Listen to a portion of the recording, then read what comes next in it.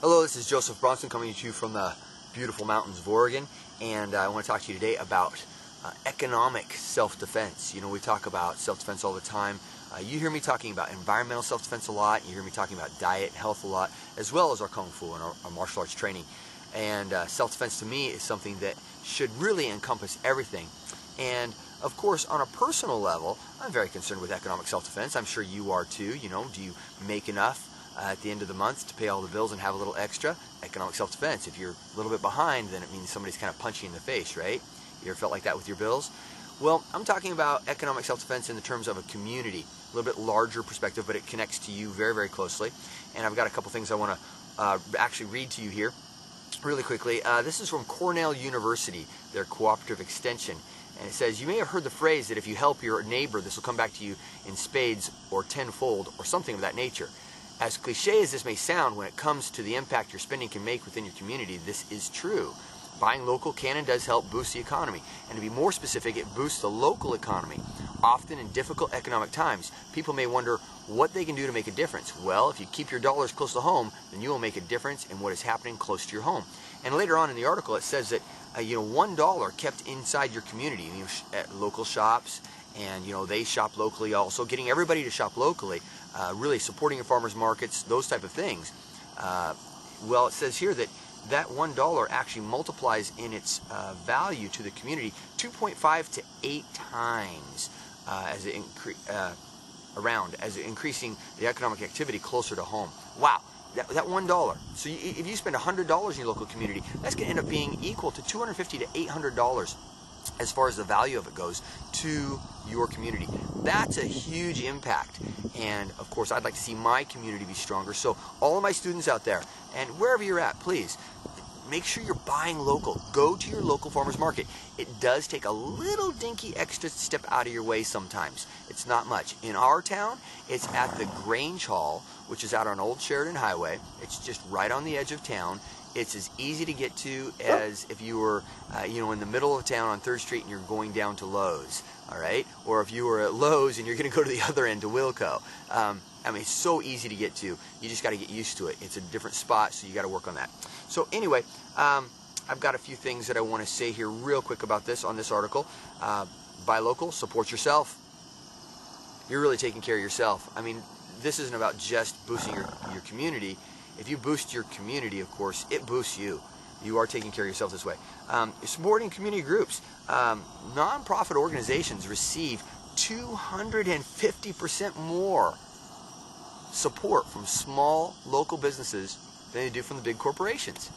That's just phenomenal. You got these big box stores, they have billions of dollars in revenues, and they aren't supporting you. The little guy who's struggling to make it down on 3rd Street or wherever is supporting you, supporting your community. You really need to support them. All right. If you support them more and they do a little better, they'll support the community more. It's really this win-win situation. And when you shop big box stores, it's a win for them, lose for us situation. It really is. I know you probably know that already, but let's go on here. Keep your community unique. One of the things about mom and pop stores is they really have a real personality to them.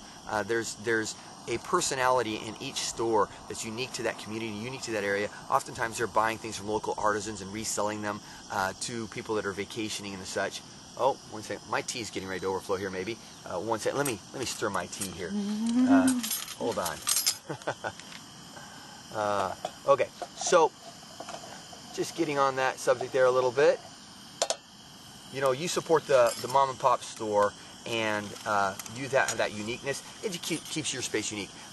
Who really wants to live, honestly, who wants to live in the same place as the place down the street, down the road? I want my town to be unique to what I like, what I do, so you probably want yours to be unique too. Number 4, reduce environmental impact. Locally owned businesses make more local purchases, requiring less transportation. Really pretty simple. You have less environmental impact. There's less traveling for the goods. Number 5, create more good jobs. Small local businesses are the largest employer nationally and in your community, provide the most jobs to residents. So we talk about the big box stores and, the big place. If the big place folds for whatever reason, we lose all those jobs. And the small guy is still the largest employer. We need more small guys. They do employ more people. All right, watch my tea here. Okay. Get better service. You know, usually you're going to get a lot better service. Those little guys, they care more. They really know their customers better. They get to know their customers better. The big stores, they don't care. They're running you through there like cattle. You know that already. All right. Invest in community. Local businesses are owned by people who live in this community, are less likely to leave, and are more invested in the community's future. And you are investing in the community. If you're paying attention to that, that's a big deal. You know, I want our community to be strong. I keep saying that over and over again. I want our economy to be strong. Buy local. Buy local. All right. Put your taxes to good use. Local businesses in town centers require comparatively little infrastructure investment. You know, the big companies that come in, they require a lot of things, and they want tax breaks and all that type of stuff. You know, you're really going to put your money to use there. Great way to go. Buy what you want, not what someone wants you to buy. A marketplace of tens of thousands of small businesses is the best way to ensure innovation and low prices over the long term. And this is from Cornell University, guys. Amazing there. One of the best prices and best innovation over long term, buy small. A multitude of small businesses, each selecting products based not on a national sales plan, but on their own interests and the needs of their local customers, guarantees a much broader range of product choice. I like to have choice. I don't want to be fed the same crud everybody else is being fed at the big box stores, and I'm pretty sure you'd like to be unique yourself.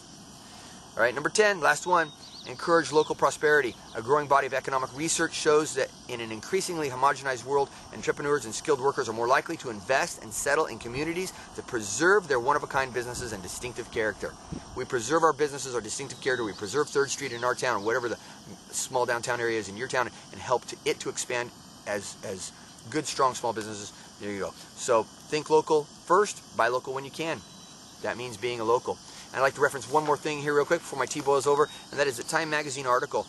There was a Time Magazine article, and it was talking about not letting the money leak out of your town. It's like hemorrhaging blood. The more money that you can keep locally in your town, the stronger and healthier your town's going to be. I've been saying that all along, and if you are not doing that, it's like cutting your arm off and just letting the blood all flow out. Your town's going to bleed to death. Keep our money in our town, guys. Buy local. Thanks.